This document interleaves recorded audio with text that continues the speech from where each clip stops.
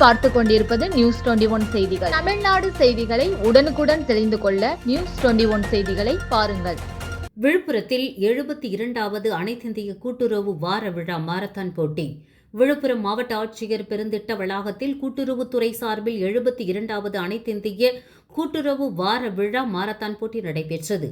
இதில் மாவட்ட ஆட்சியர் ஷேக் அப்துல் ரஹ்மான் தலைமை தாங்கி மாரத்தான் போட்டியை கொடியசைத்து துவக்கி வைத்தார்.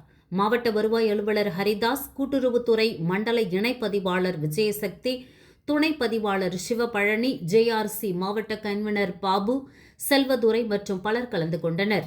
இதில் ஆண் பிரிவு, பெண் பிரிவு என மாரத்தான் வாக்கத்தான் போட்டிகள் நடைபெற்றது. இதில் 100க்கும் மேற்பட்டோர் கலந்து கொண்டனர். வெற்றி பெற்றவர்களுக்கு பாராட்டு சான்றிதழ் வழங்கி பரிசுகள் வழங்கப்பட்டது.